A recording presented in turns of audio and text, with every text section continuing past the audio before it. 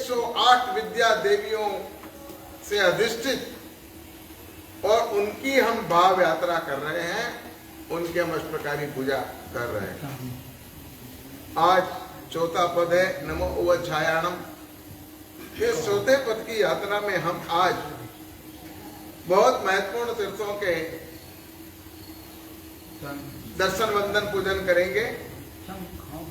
न से नागेश्वर, मो से मुंडस्थल, ओ से वसकरम, व से वल्लभीपुर, झ से जिरावला और या से यादगिरी और नम से नाथ गुरुद। ये 7 तीर्थों की यात्रा आज हम आपको यहाँ पर करवाएंगे। प्रतिदिन के अनुसार यात्रा में हम एक संगपति का चयन करते हैं। वो संगपति महापुरुषों के नाम से हम स्थापित करते हैं। आज के हमारे संगपति होंगे गुजरात के महामंत्री वस्तुपाल तेजपाल। इंद्र सभा में एक देवता ने आकर के सोधर्म इंद्र से कहा कि हे शक्रेंद्र, हमारे बगीचे में जो कल्प वृक्ष था, उस कल्प वृक्ष के 2 फल की चोरी हो गई। तब इंद्र चकरा गया, देवलोक में चोरी कैसे हो सकती। उसने अपने दिव्य ज्ञान का उपयोग किया और दिव्य ज्ञान से उसने देख करके देवों से कहा कि देवों, ये 2 कल्प वृक्ष के फल भरत क्षेत्र में 2 महापुरुष के रूप में आज उत्पन्न हुए, इसलिए तुम्हें ये भ्रम हुआ। पुण्यवंतों, ऐसे महान ऊर्जा पुरुष कि जिनकी चर्चा देवलोक में होती है और जिनके चले जाने से देवलोक चिंतित हो जाता है, ऐसे महामंत्री वस्तुपाल और तेजपाल थोड़ा सा जीवन हम जाने। वस्तुपाल और तेजपाल, इनकी विधवा माता के साथ संकेश्वर के मांडल गांव के, संकेश्वर के पास एक मांडल गांव है, उस मांडल गांव में आकर के बसे थे और इनका बाल्यकाल मांडल गांव में व्यतीत हुआ था। जब यौवन की दहलीज पर इन्होंने कदम रखे, तब कुछ करने की इनके अंतर में उस उमंग जगा और ये अपनी माता की अनुमति, कुमार देवी की अनुमति लेकर वहां से सीधे गुजरात की राजधानी धवलकपुर आए। धवलकपुर में उस समय वीर धवल नाम का राजा राज्य करता। राजा ने इन दोनों को देखा, इनका व्यक्तित्व ही ऐसा अनेरा था कि इसको देख करके राजा का मन आ गया। राजा ने कहा, आप गुजरात की सेवा करेंगे?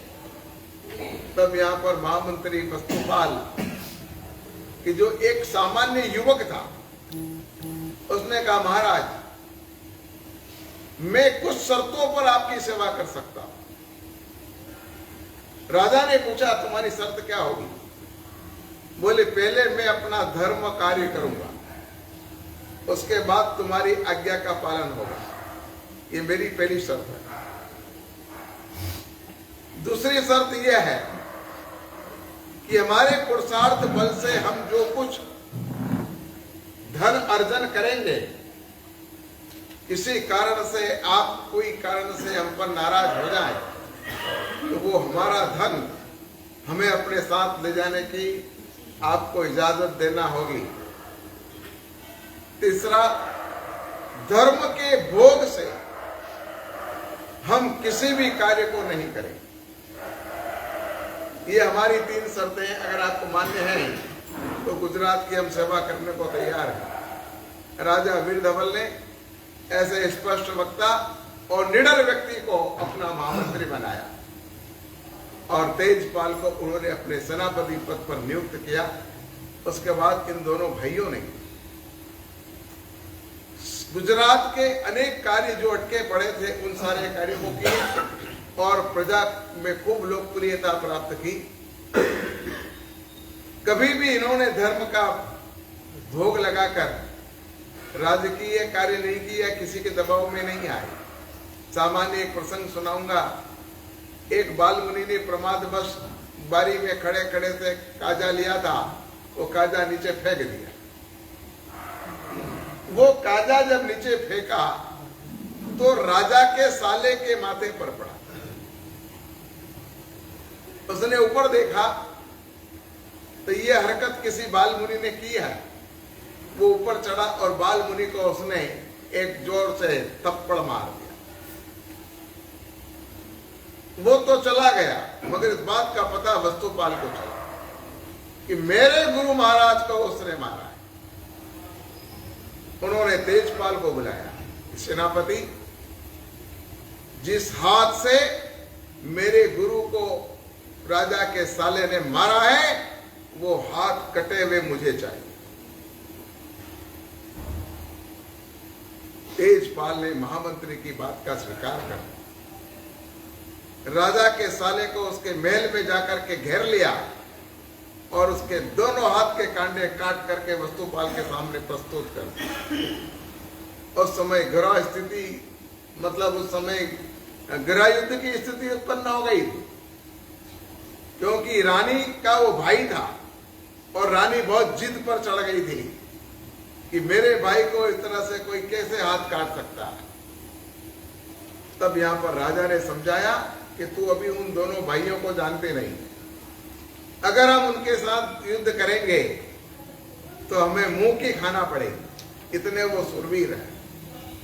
और उन्होंने गलत नहीं किया। अगर किसी छोटे महाराज ने प्रमाद में आकर के कचरा फेंक दिया तो उसका हम दूसरा भी सॉल्यूशन कर सकते थे। किसी भी साधु संत का अपमान करना, उनको मारना, ये हमारे राज्य में शोभा नहीं था। रानी को उन्होंने शांत कर दिया और वस्तुपाल को बुलाकर भी उनको भी शांत किया और सारा मामला रफे दफे हुआ। हम आज ऐसे सत्वशाली वस्तुपाल तेजपाल को अपना संगपति बनाकर यात्रा का प्रारंभ करने जा रहे हैं। इनको हम संगपति इसलिए बना रहे हैं कि इन्होंने 12.5 संघ सत्वंजय महातीर्थ के निकाले। कितने निकाले थे भाई?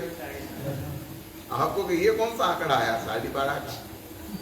कोई या तो 11 होगी या 13 होगी या 12 होगी, ये 12.5 क्या होगा?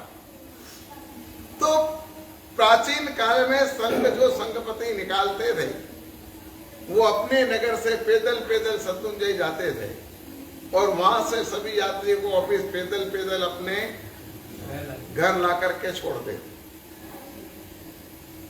वस्तुपाल ने 12 संघ तो संपूर्ण किए, 13वां संघ निकाला। 13वां संघ सत्वंजय पहुंचा, उसके पहले वस्तुपाल महामंत्री का अवसान हो गया, निधन हो गया और वो संघ अधूरा रहा। इसलिए शास्त्रों में वस्तुपाल की 12.5 यात्रा ऐसे प्रसिद्ध हुई है। मुनिवंतों,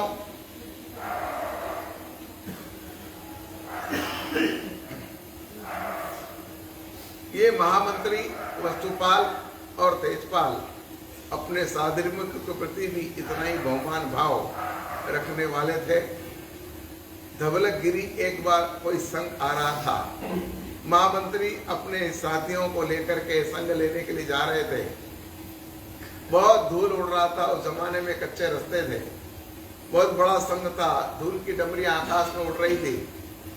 इनके साथियों ने, सेवकों ने कहा कि मंत्रेश्वर हम दूसरे रास्ते से चलते हैं, इधर धूल बहुत उड़ रही है।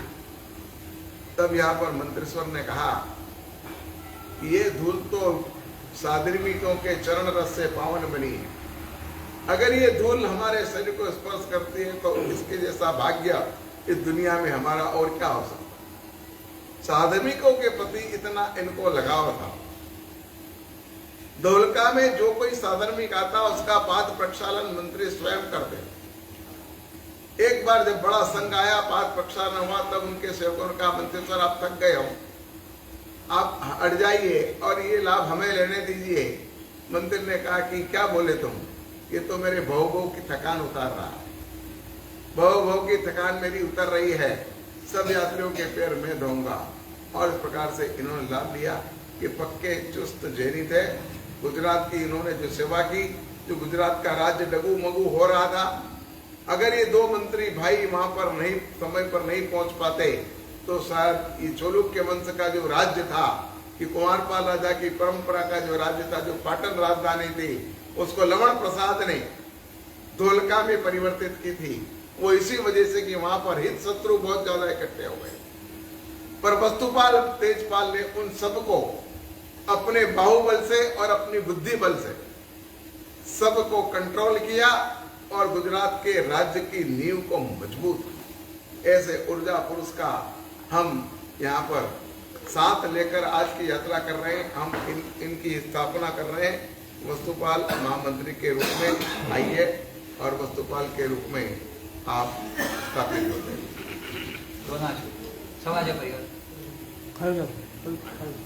पंडित जी यात्रा सकवी जी यात्रा कराओ संजने, यात्रा कराओ, यात्रा कराओ संजने, यात्रा कराओ। ठंडा मन क्यों रो मोड़ी, पाओ संजनी यात्रा कराओ। ठंडी मन क्यों रो मोड़ी, पाओ संजनी जी संजने यात्रा कराओ। यात्रा कराओ संजने, यात्रा कराओ, यात्रा कराओ संजने, यात्रा कराओ।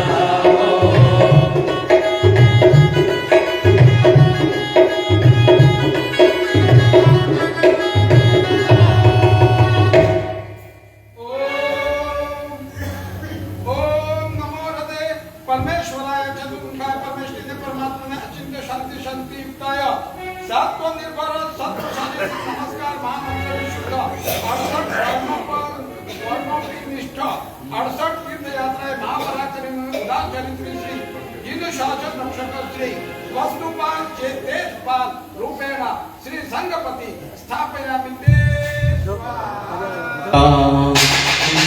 मेरे सर पर रख दो गुरुवर, मेरे सर पर रख दो गुरुवर, अपने ये दोनों हाथ। गुरुवर हमको दीजिए जन्म जन्म का साथ। गुरुवर हमको दीजिए जन्म जन्म का साथ। तेरा एहसान होगा, बड़ा उपकार होगा, तेरा एहसान होगा, बड़ा उपकार होगा। ना अक्षर ए बेना ए बेबी चलो एक बेना यहाँ जाओ, रखवाओ अक्षर बेना यहाँ जाओ। एक जना हम यात्रा का प्रारंभ कर रहे हैं। आज का हमारा पद है नमो वज्जायाणम। 9 से आज हम नागेश्वर तीर्थ की यात्रा आपको करवाएंगे। खाली पे बिच जी आएगा नहीं इधर भवन में, वह मैंने बोला है कि आपसे मिल लो बोला। अब बाद में कार्यक्रम के बाद तो मेरे 3 बेटी है, बाद में इसके बाद 9 बजे आप मिलो। अभी यात्रा करना तो अभी यात्रा करना अब तो 9 आप बजे में बैठ और यहीं पे नाश्ता करना, फिर बाद में हम आपसे बात करेंगे। जो भी होगा आपकी सुनेंगे आप। सहायता करेंगे। हाँ कराएंगे कराएंगे। जाओ अभी जाओ। बैठ जाओ। इधर ध्यान दो। प्राचीन इतिहास के अनुसार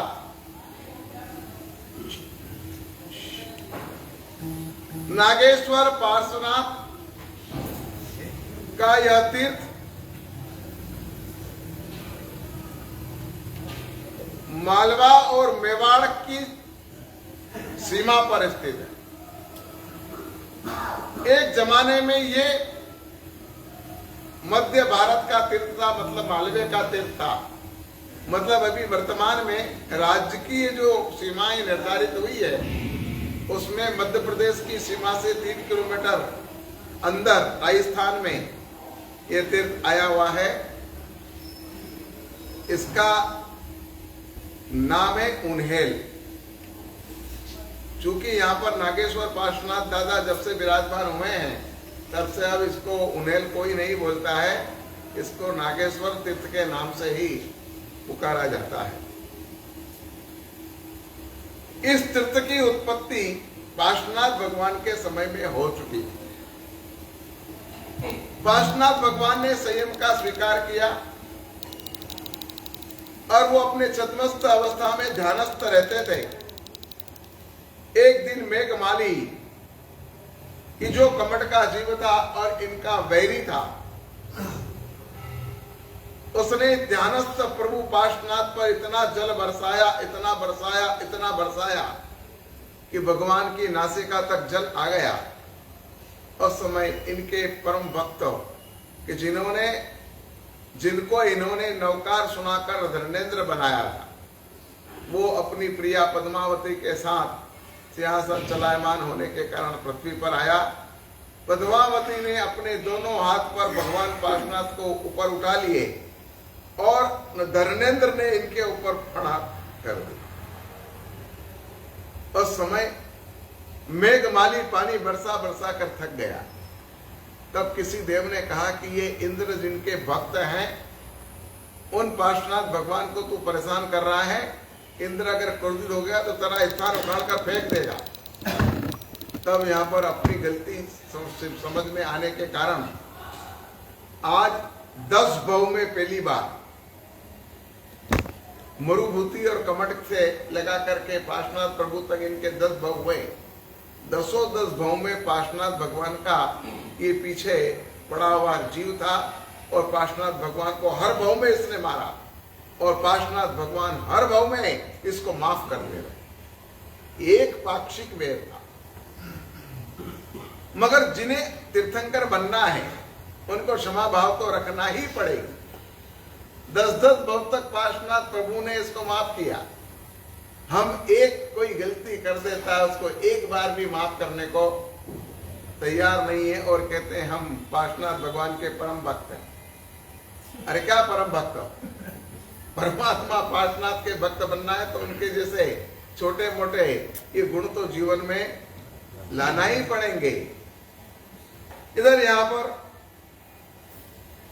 मेघमाली पाप से ध्रुज गया, भगवान से माफी मांग के अपने स्थान पर चला गया और वहां पर अहिछत्रा नाम का तीर्थ बना। यह अहिछत्रा तीर्थ भगवान महावीर के निर्माण से पहले बन चुका था, क्योंकि भगवान महावीर और पार्श्वनाथ भगवान के बीच में 250 साल का अंतर है और पार्श्वनाथ भगवान जब छद्मस्त थे तब उनकी उम्र के 30 साल के बाद ये तीर्थ अस्तित्व में आ चुका था। उत्तर प्रदेश में यह अहिछत्रा नाम का तीर्थ था और वहां पर वैसे ही प्रतिमा गलगासन मुद्रा में, कौशक मुद्रा में भगवान की जितनी बड़ी काया थी उतनी बड़ी प्रतिमा यहां पर बनाई गई। भगवान की काया कितनी बड़ी थी? बोलो कितनी थी? पार्श्वनाथ भगवान के भक्त होने का दम भरते हो, पर पार्श्वनाथ भगवान के बारे में आपको कुछ भी 10 हाथ की काया थी पार्श्वनाथ प्रभु की, यानी फीट से गिने हम तो 14 फुट के आसपास ये होती है। तो 14 फुट की एक ऊंची बड़ी प्रतिमा बनाकर अहिछत्रा नाम के तीर्थ में स्थापित की थी। ये अहिछत्रा पांचाल देश का एक नगर था जहां पर द्रुपद का शासन था। ये द्रुपद राजा मतलब द्रौपदी के पिता। जब द्रुपद के परम मित्र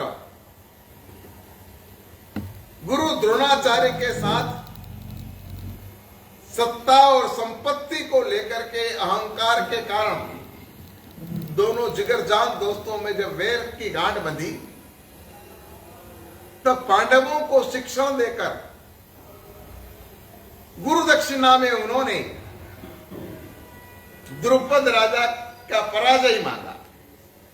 तो अर्जुन ने द्रुपद का पराजय किया और फिर पंचाल देश के राज्य में से आधा राज्य द्रुपद राजा को दिया और आधे पर ये स्वयं राज्य करते थे। वो ये अहिछत्रा नगरी है पांडवों के जमाने की। यहां पर सबसे पहले ये तीर्थ अस्तित्व में आया, पर आप तो जानते हो वो इतिहास को करवट बदलने की आदत है। यहां वो प्रतिमा सुरक्षित नहीं रहने के कारण भूगर्भ से वो प्रतिमा देवाधिष्ठित होने के कारण वो यहां से चली गई और जाकर के सीधी उनेल गांव में, जो आज झालावाड़ का एक नगर है, झालावाड़ का एक गांव है, और झालावाड़ गांव में वो प्रतिमा वहां पहुंची। मगर दुर्भाग्य हमारा ये था कि वो प्रतिमा हमें नहीं मिली। वहां पर लोगों ने उसके ऊपर सिंदूर लगा दिया। इसको सेट कर दो। सिंदूर लगा करके और उस प्रतिमा को नागा बाबा के नाम से पूजने लगे।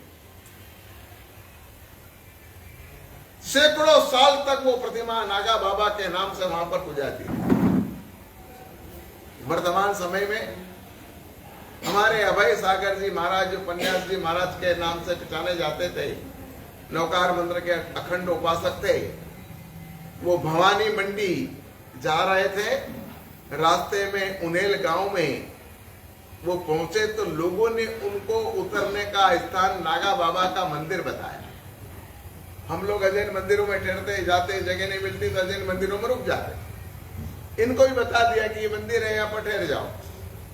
जब ये धर्म सागर जी, अभय सागर जी की जुगल जोड़ी, पिता पुत्र की जोड़ी मंदिर में जाकर के ठहरे, तब इन्होंने देखा कि ये क्या, कौशक मुद्रा में खड़गासन वाली ये प्रतिमा सिंदूर वाली, और इसको नागा बाबा के नाम से पूछते हैं। होना है ये प्रतिमा अपनी है। अभय सागर जी महाराज बड़े खोजी थे, 18 भाषा का उनको ज्ञान था, और वो वाशिंगटन से वैज्ञानिक की पदवी उन्होंने ले रखी थी। वाशिंगटन की परीक्षा पास की थी और वो वैज्ञानिक के रूप में प्रसिद्ध हो गए। तो उन्होंने इस प्रतिमा को के इतिहास को शोधा, खोला, बाबा को बुलाया जो उसकी पूजा करता था। मगर बाबा तो वहां दुकानदारी चलाता था। वहां नियम ऐसा था कि जो भी कोई नया जोड़ा शादी करके आता,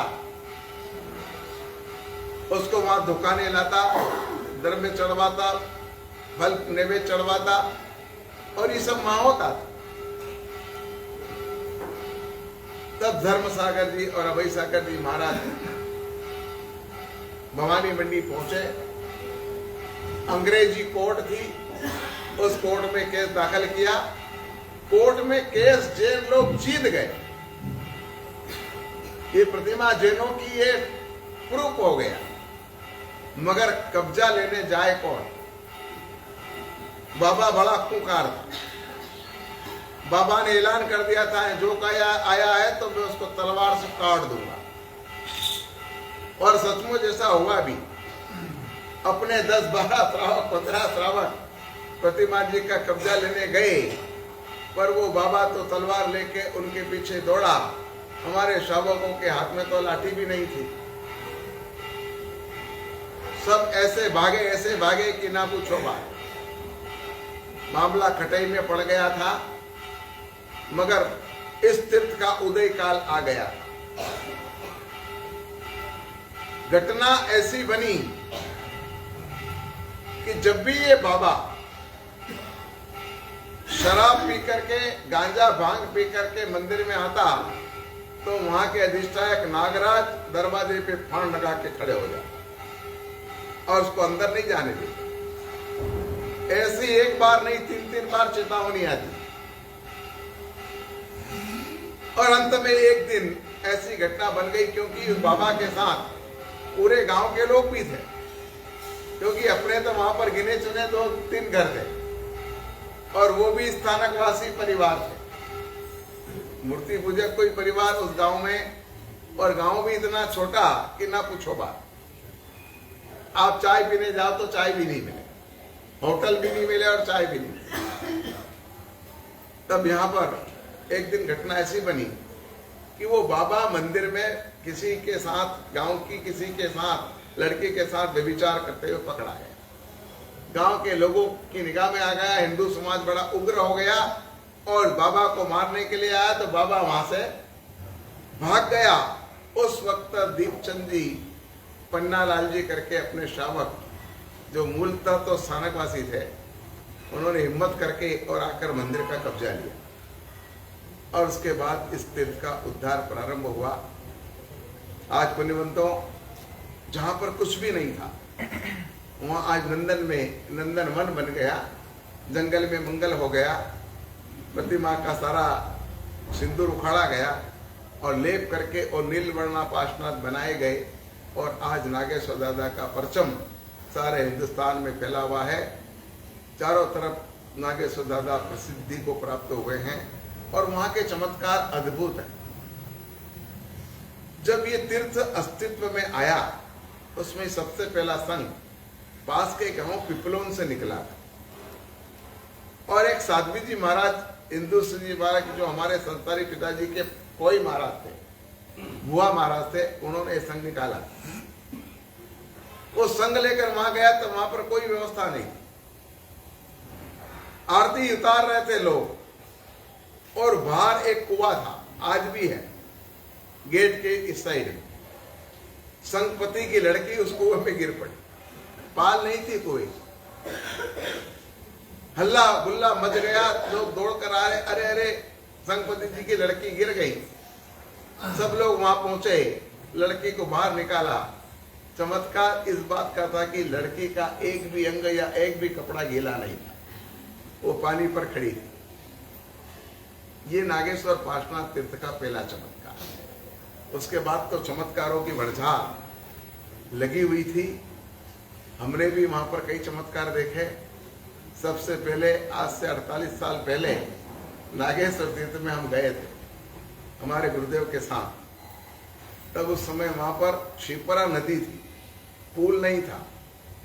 इतने इतने पानी में निकल के गए। अब आप कल्पना करो, ये 13 साल का था, मैं 15 साल का था।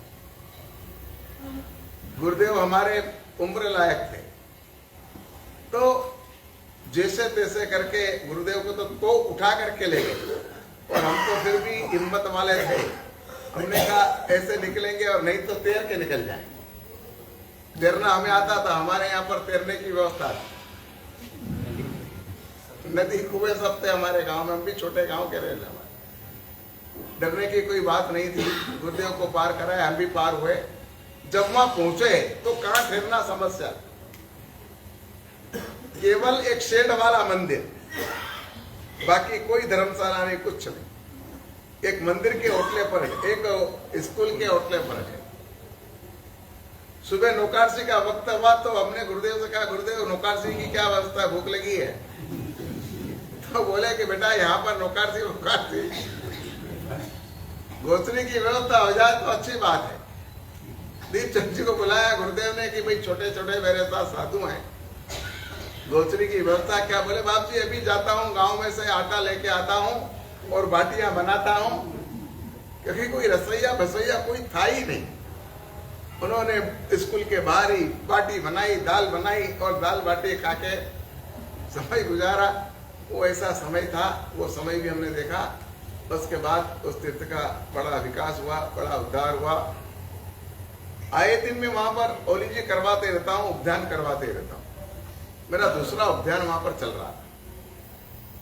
उस समय दीपचंद जी आकर के मेरे पास बैठे। दीपचंद जी स्थानकवासी थे, वो सामायिक स्थानक की करते थे, मोमबत्ती बांध के आखिरी तक, पर भगवान की पूजा उन्होंने कभी नहीं छोड़ी। और जब जब प्रार्थना सुबह होती तो वो प्रार्थना में हाजिर होते, भले रात को 2 बजे भी कहीं से आए हों तो भी बरोबर 5 बजे मंदिर में प्रार्थना करने, और धाक धपट और इतना दबदबा कि दीपचंद जी अगर वहां हो तो कोई एक भी कर्मचारी टस से मस नहीं हो सकता और सबको वहां पर आना पड़ता। एक दिन मेरे पास बैठे थे, मैंने कहा क्या दीपचंद जी क्या चल रहा? बोले बंबई जा रहा हूँ बाप जी। तो मैंने कहा कब जा रहा हूँ? बोले बस अभी निकल ही रहा हूँ। तो मैंने कहा अभी कौन सी गाड़ी है? और अभी जो बंबई गाड़ी जाने वाली है उसका टाइम तो हो गया, वो गाड़ी तो निकल जाएगी, आप चुप जाओगे गाड़ी।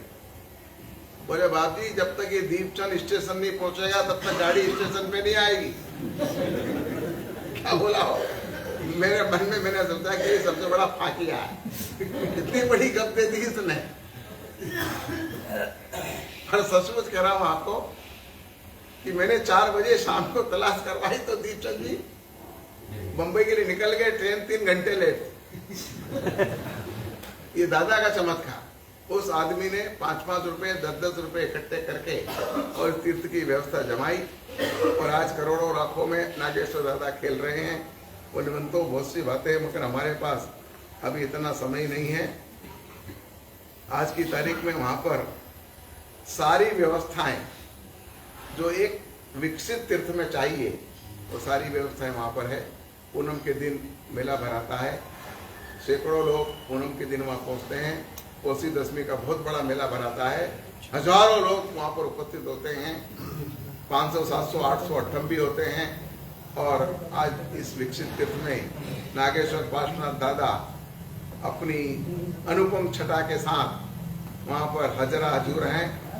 हमने बहुत अनुभव किया है। आइए हम नागेश्वर पार्श्वनाथ दादा का आह्वान करें।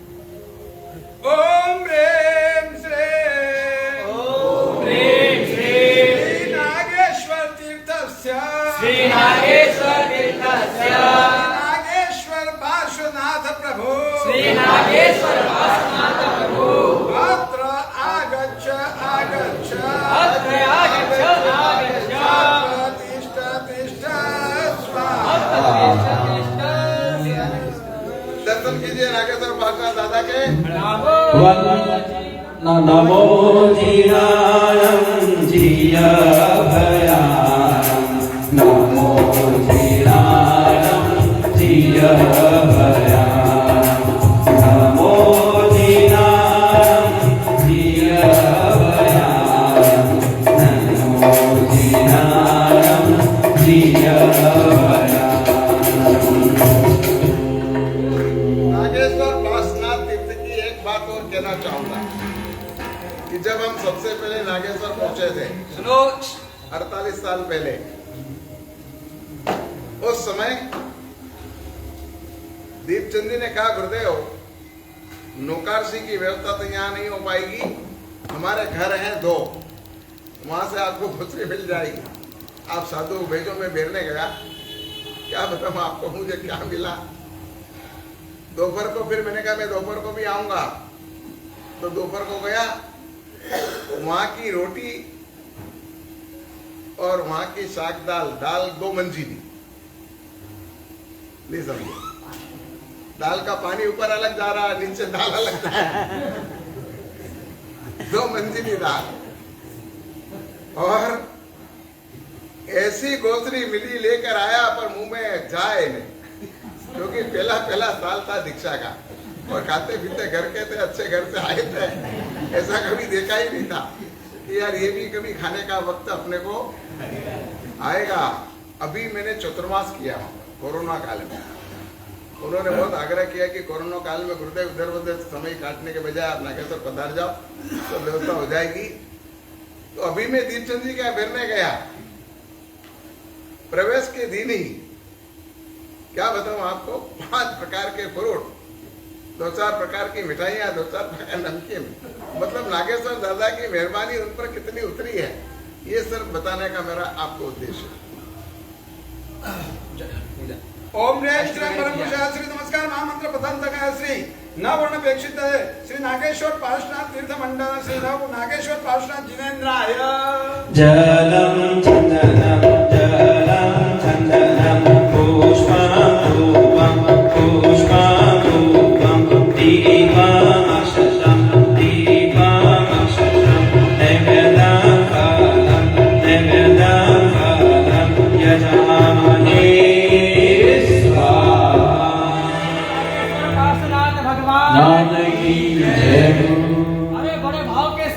देखोगे तो भक्ति करने में आपको ठीक से आनंद आएगा। बोले नागेश्वर पार्श्वनाथ भगवान की जय। मुझे ऐसा क्यों लग रहा है कि आपका जो चेहरा है वो पूरा एक तरह से मुरझाया हुआ लग रहा है, किसी ने नींबू की तरह आपको निचोड़ के फेंक दिया है। अरे भावों को खोलिए, आपका फेस देखकर क्या है कि ना गुरुदेव को भक्ति कराने का मन होता है ना हमें होता है। आपका चेहरा देखकर पता है, मुझे एक शायर की शायरी याद आ गई कि उदासी जिसके चेहरे पे श्रृंगार करती है, उदासी जिसके चेहरे पे श्रृंगार करती है, उस पर मक्खी बैठने से भी इनकार करती है। तो भगवान की भक्ति करते करते भक्त भी भगवान बन जाता है। जो भगवान के दरबार में आता है उसके भव भव की थकान उतर जाती है। आपको गुरुदेव क्या करवा रहे? भाव यात्रा करवा रहे। लेकिन ये भाव यात्रा आपकी भाव भाव की यात्रा को खत्म करने वाली है, कम करने वाली है। तो आइए और दो पंक्ति के साथ दादा के दरबार में पुष्प में भी अर्पण करना है।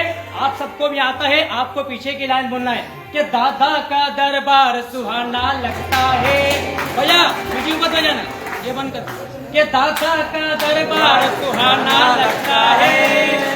और भाव के साथ दादा का दरबार सुहाना लगता है, भक्तों का तो दिल दीवाना लगता है। दादा का दरबार सुहाना लगता है। आपको अच्छा नहीं लगे? दादा का दरबार अच्छा है कि नहीं? तो बड़ा भाव के साथ दादा का दरबार सुहाना लगता है, दादा का दरबार सुहाना लगता है। आप सब कौन हो? भक्त हो कि नहीं? तो आपके दिल में भगवान बसे कि नहीं? तो बड़ा भाव के साथ भक्तों का तो दिल दीवाना लगता है, दादा का दरबार सुहाना लगता है, भक्तों का तो दिल दीवाना लगता है। और क्या कहा? देखो ये छोटे महाराज साहब को वर्षे से चल रहा है, इनको छठ का आज पारना, और आप समझ लो कितने बजे अभी मैं नीचे आया तब यहाँ पर दूसरे मुनि भी थे, जरा वो थोड़े ढीले पड़ जाते हैं। अभी तुरंत बस मेरे को भक्ति कराना है नागेश्वर दादा की, और फटाफट वापर के 10 मिनट में व्यासना करके वो नीचे आए हैं। अब आप इनको अगर साथ नहीं देंगे तो फिर इनका यहाँ आना भी निरर्थक हो जाएगा, इसलिए जरा साथ दीजिए इनका। कि दादा का दरबार सुहाना लगता है, दादा का दरबार सुहाना लगता है। फिर क्या कहा? हजारों बार देखा है, हजारों बार सजते हो, हजारों बार देखा है, हजारों बार। आपके यहाँ पर नीचे भी नागेश्वर दादा है कि नहीं? इधर की साइड में, इधर की साइड है ना, तो उनको आप रोज रोज देखते हो। जब पहले आप देखते तब अलग लगते, बाद में अलग लगते हैं। एक ही बात करना है, हजारों बार देखा है, हजारों बार सजते हो, हजारों बार देखा है, हजारों बार सजते हो। मगर क्या बात है दादा गजब के आज लगते हो, मगर क्या बात है दादा गजब के आज लगते हो। ये तेरा दरबार सुहाना लगता है, सुहाना लगता है, भक्तों को तो दिल दीवाना लगता है।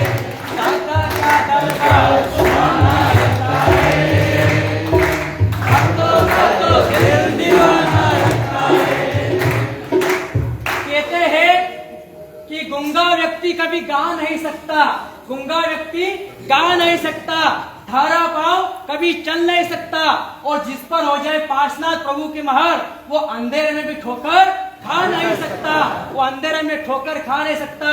भक्ति करने का उपार्जन आया है, भक्ति करते जाओगे तो अपने आप को भी आप इस प्रकार से बना लोगे। परमात्मा की भक्ति में हमें जुड़ना है, भगवान को हमें अपने मानना है, भगवान से नाता जोड़ना है, भगवान में बन जाना है। तो एक लाइन आप सभी को आती है कि नागेश्वर का नाथ है हमारा तुम्हारा, हमारा तुम्हारा, नागेश्वर का नाथ है हमारा तुम्हारा, तुम्हारा हमारा। पास प्रभु के दर पर आकर, पास प्रभु के दर पर आकर जीवन हो सकारा, जीवन हो सकारा।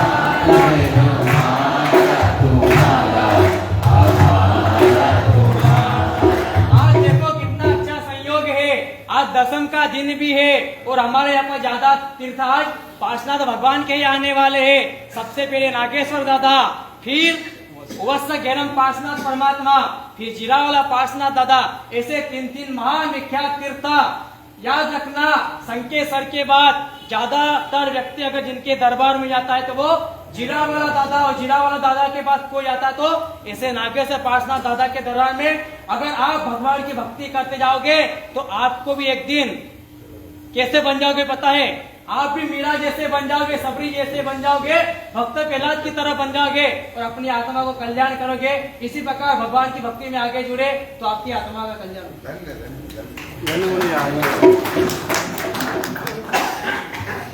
नमो वज्जायनम। वज्जायनम का दूसरा पद मोह से मुंड स्थल। अरे इच्छा में खमासनो वंदे ओम जामज्याय नित्याय भगवान। इच्छा में खमासनो वंदे ओम जामज्याय नित्याय भगवान। इच्छा में खमासनो वंदे ओम जामज्याय नित्याय भगवान। ज्ञान ब्रह्मस्कम वंदनवत्याय पुवनवत्याय सकार समानत्याय भोलावत्याय निरुवसकवत्याय सद्दाय में ये धीरे दानन कुमट मने ठामिका सगम अन्नत्त उसितम निसितम खासेन चेन्य बायनम उद्यन वाइन निस्तकेन ममलिये तुजा सुमंग संचार सुमं खेल संचार सुमं डिक्ति संचालम एवं अगर मम गोविराय जमे कास्को जागरिन ताना भगवान तानम नौकम नन्ना परमे ताव कायनाम थाने नाम मोने नाम झाने नाम एक प्रकार विष्णु बालजो अपान वस्त्रम।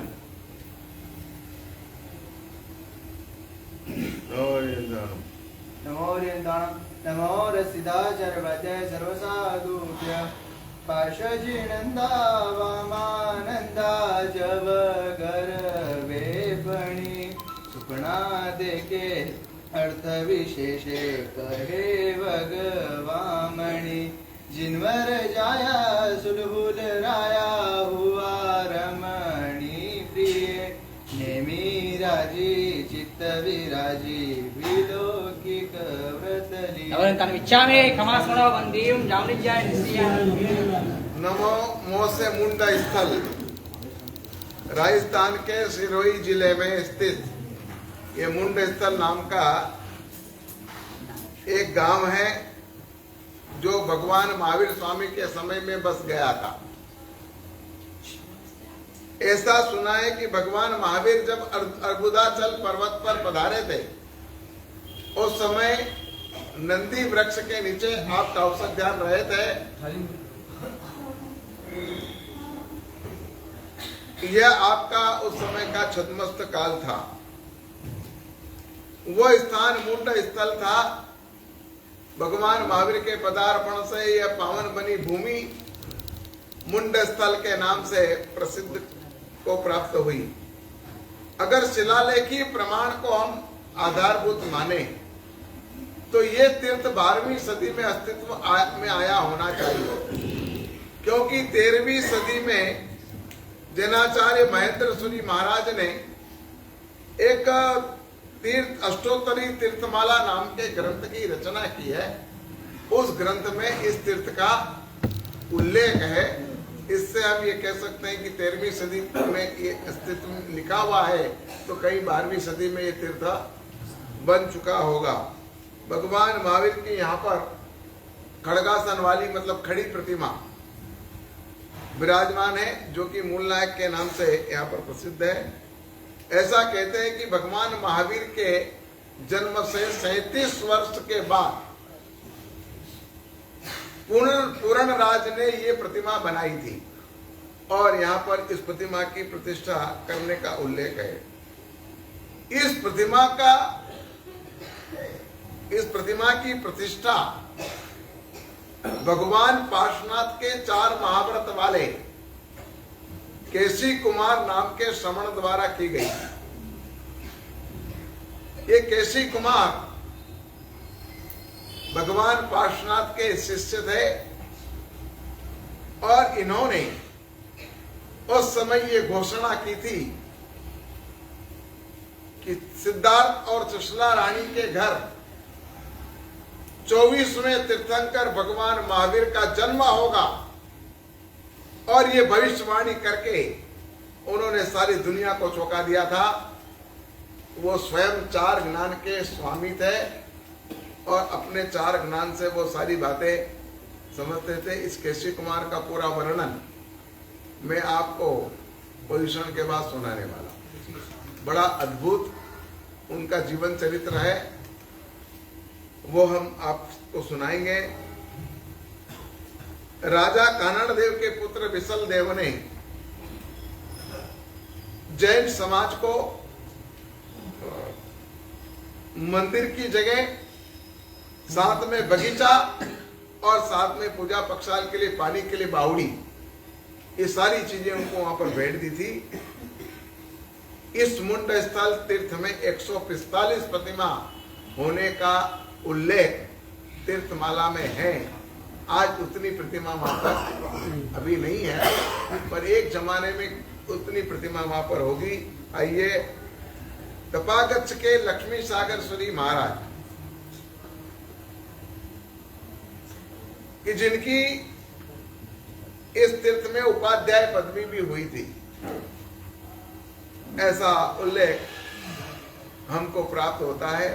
ऐसे मुंड स्थल के मूल नायक दादा महावीर स्वामी खड़गासन मुद्रा वाले भगवान को हम यहाँ पर भावपूर्वक वंदना करते हैं। आह्वान। ओम रेम श्री ओम रेम श्री ओम ह्रीं श्री मुंडस्थलस्य श्री महावीर स्वामी प्रभु अत्र आगच्छ आगच्छ अत्र तिष्ठ तिष्ठ स्वाहा।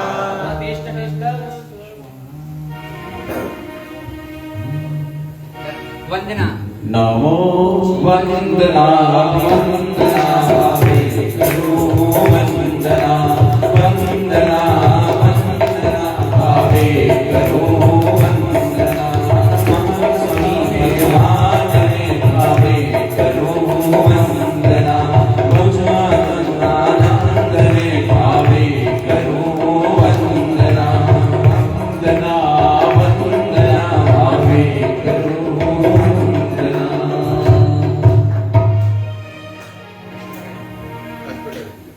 अष्टप्रकारी पूजा। ओम रेम श्री परम पुरुषाय परमेश्वराय श्री नमस्कार महामंत्र प्रधान श्री मो वर्ण अपेक्षिता श्री मुंडस्थल तीर्थस्य श्री महावीर स्वामी जिनेन्द्राय जलम चंदनम जलम चंदनम पुष्पांगोपम पुष्पांगोपम दीपम अक्षतम दीपम अक्षतम नैवेद्यम फलम नैवेद्यम फलम जलामहे स्वाहा।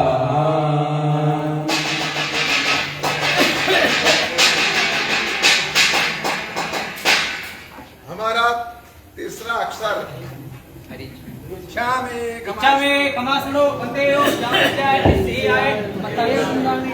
इच्छा में कमासनो वंदेयो जानित्याय निस्सियाय मतयनंदामि। इच्छा में कमासनो वंदेयो जानित्याय निस्सियाय मतयनंदामि। अरियंति जानम कहने का सगम वंदनत्या कुवार नत्या सकाते समानते भोइलति निर्मतकते सदाय मेयाय देदाने पवट मय ठमे का सगम नत्त सिदन ने सदेरम खासियनम चेंजमाय निमडी नाय निसर्गन ममली येत जाय मन संचालन समन खेल संचालन समन नीति संचालन एवं मगर मम को विराज में कास को जाने दाना मुकन सारंग नौकम नंदा पर ताव कान ठाई मोने नम जाने नाम एक नौका फिर निकाल दो अपानम बोसन।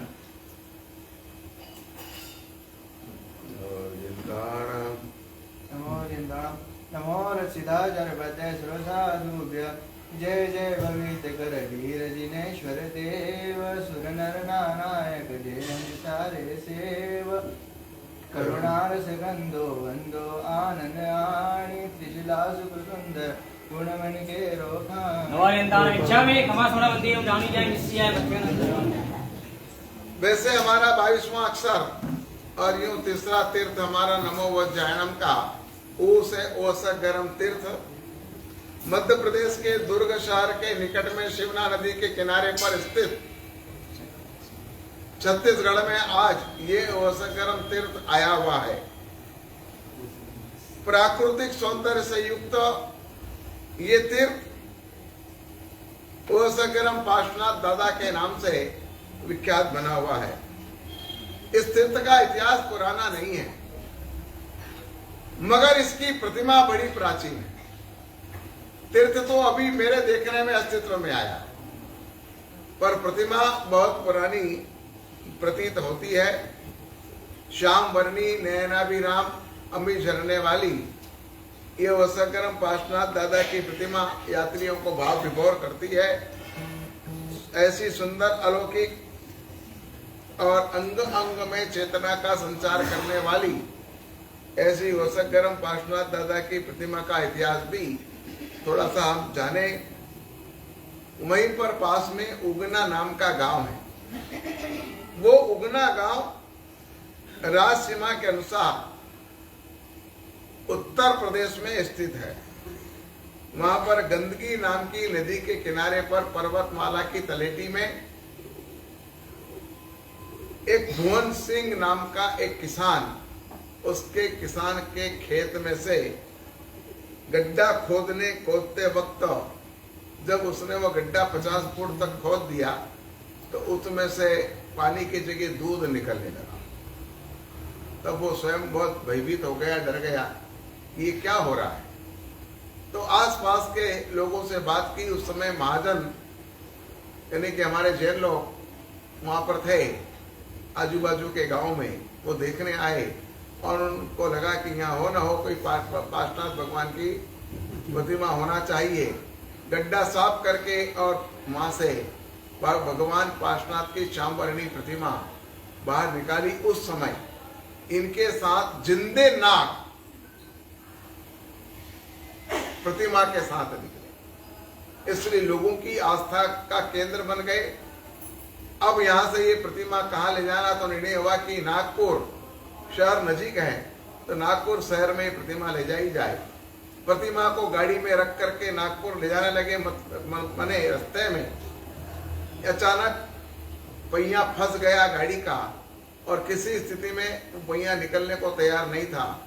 तब यहाँ पर उस तीर्थ के रावतमल जी मणि जो थे, उन्होंने कहा कि हम इस प्रतिमा को अब नागपुर नहीं ले जा सकते क्योंकि भगवान नागपुर जाने को तैयार नहीं है।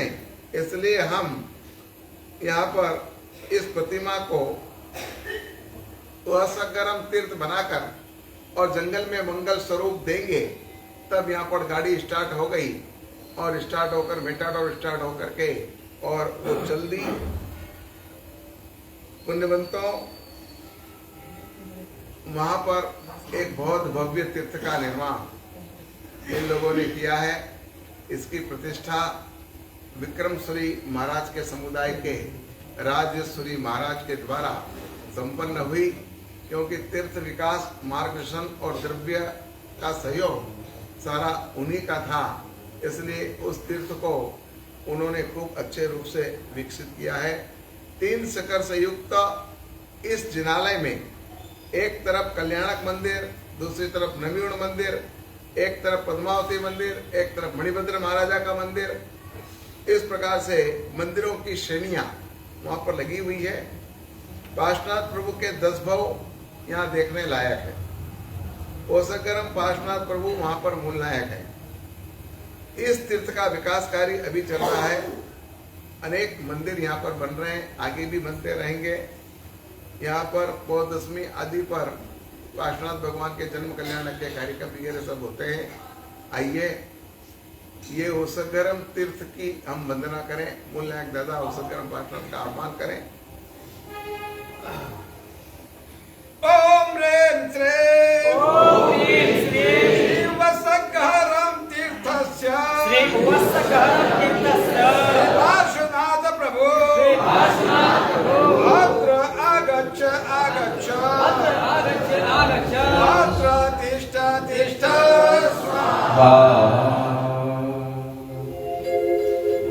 नमो जिनायं जिया भया नमो जिनायं जिया भया नमो जिनायं जिया भया नमो जिनायं जिया भया नमो जिनायं जिया भया। अष्टप्रकारी पूजा। ओम ह्रीं श्रीं परमपुरुषाय श्री नमस्कार महामंत्र पदांतर्गताय श्री उपसकरम तीर्थ मंडना श्री पार्श्वनाथ जिनेन्द्राय जलां चंदनं पुष्पं धूपं दीपाक्षतं नैवेद्यं फलं यदामि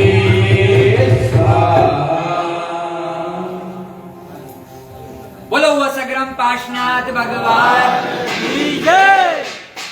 वसग्रम अपन वसग्रम दादा को कब याद करते हैं?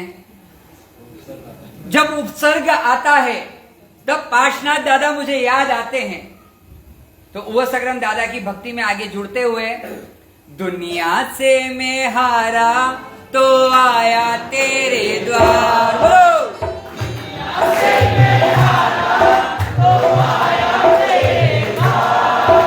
दुनिया से मैं हारा तो आया तेरे द्वार।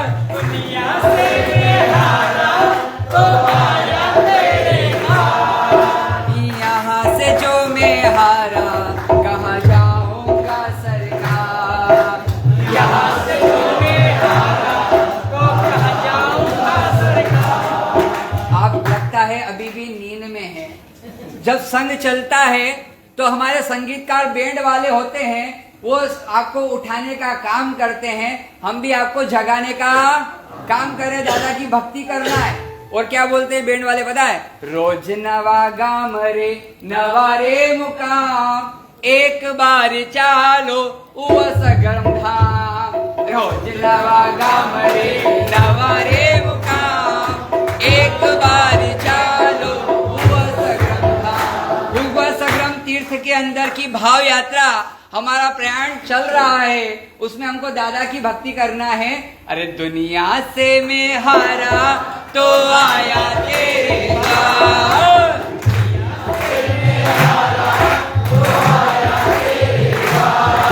अरे यहाँ से जो मैं हारा कहाँ जाऊंगा सरकार। यहाँ से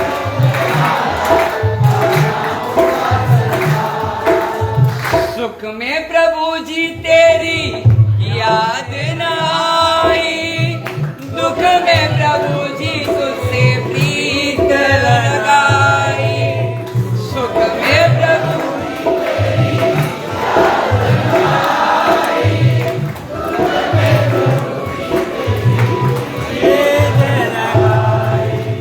आपने सामायिक नहीं लिए, आप ताली बजा सकते हैं। हमारी बहनों ने सामायिक ली है तो अपनी जीवान का मुख का उपयोग घर में तो खूब बोलती है, यहाँ आवाज ही नहीं निकलती। वहाँ तो बिना विषय पे बोल दी। हाँ। सुख में प्रभु जी तेरी याद न आई, दुख में प्रभु जी तुझसे प्रीत लगाई। सारा दोष है मेरा मैं करता हूँ स्वीकार।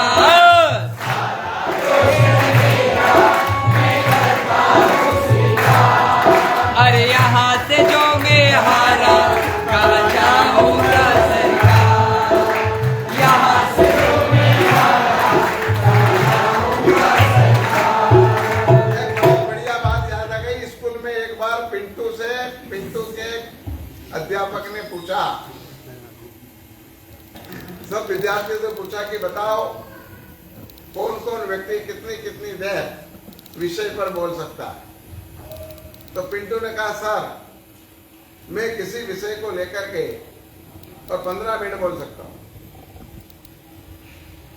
फिर नंबर आया पप्पू का। तो पप्पू ने कहा, मैं आधे घंटे बिना विषय पे बोल सकता हूं। और समय तीसरा वहां पर चिंटू बैठा हुआ था। तो उसने कहा, सर मेरी मम्मी बिना विषय मेरे पापा के सामने 1 घंटा बोल सकती है। अरे खमास्मरण वंदे जानिचाय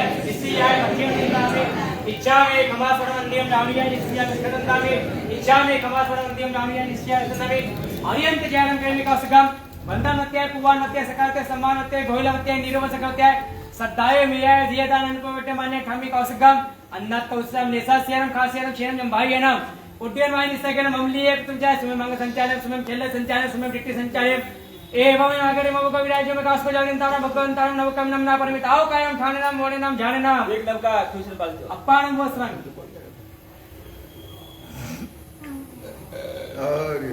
नमो इंद्रनो रस्दाचारुपाध्याय सर्व साधुव्य वसगहरम पास प्रभु समरो अरिहंत अनंत न ध्यान धरो जिन आगम अमृत पान करो शासन देवी सर्व विघ्न हरो श्यामी गौतम देव रावणिया निश्चयतन हमारा 23वां अक्षर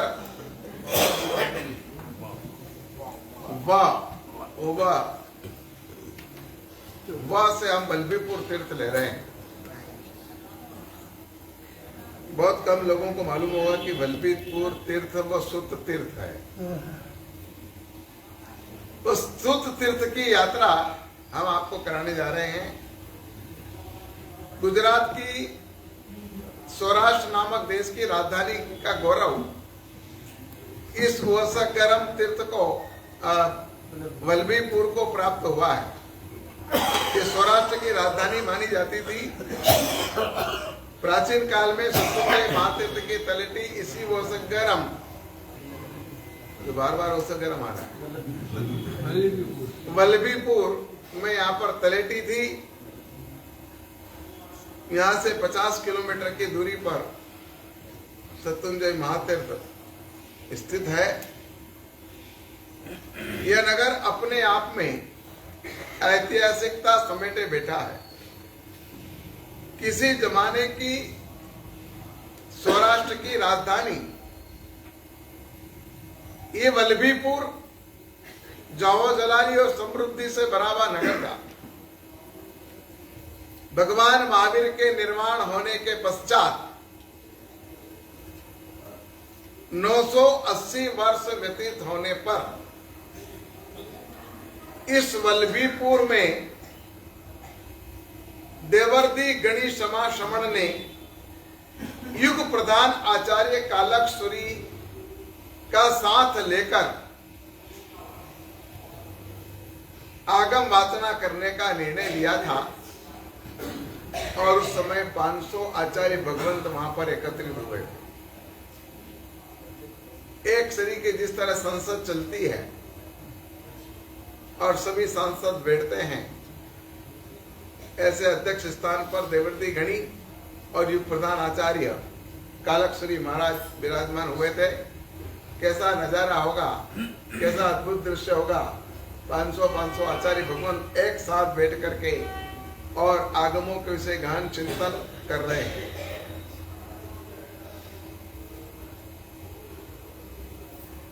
इन देवर्दी गणी समाश्रमण को एक पूर्व का ज्ञान अर्थ से था और दूसरा पूर्व अपने सूत्र से पढ़ा था। आप भगवान महावीर की 25वीं पाठ परंपरा पर 25वें वाचनाचार्य थे। नंदी सूत्र की चिरावाली से हमें ये इतिहास प्राप्त होता है। उन्होंने उस समय ऐसा सोचा कि अब आगमों को मुखाग्र रखना अपने लिए संभव नहीं है, क्योंकि पहले आगम सब मुखाग्र होते थे, लिखने का कोई काम नहीं था। परंतु देवर्दी गणी समाश्रमण ने कालिकाचार्य से चर्चा विचारणा करने के पश्चात आगमों को पुस्तकारूढ़ करने का निर्णय लिया और 500 आचार्यों को वल्लभीपुर बुलाए और आपके बुलावे पर 500 आचार्य वहां पधार गए। अब जिसको जो याद है वो लिख लो। ये उनका क्रांतिकारी कदम था, क्योंकि आगम आज तक किसी ने लिखे नहीं थे, मुखाग्र थे। तो जिसको जो याद था वो लिख लिया और अंत में लिख दिया तत्वम केवली गम्यम। ये हमें याद था वो हमने लिखा है। इसमें तथ्य अगर और कुछ हो तो केवली भगवान वो जान सकते हैं। ऐसा करके इन्होंने आगम साहित्य को 26 भाग में विभाजित करके और उस समय पुस्तकारूढ़ कर दिए। इन आगम को अमरता प्रदान करने वाले देवी देवर्षि गणेश समाश्रमण महाराज लोहित्याचार्य जी के शिष्य थे। उनके पास आपने संयम लिया था और संयम लेकर आपने गुरु निष्ठा में आगमों का अभ्यास करके और ये नया कीर्तिमान स्थापित किया था। उपकेश गच्छीय, कौन सा गच्छ है ये?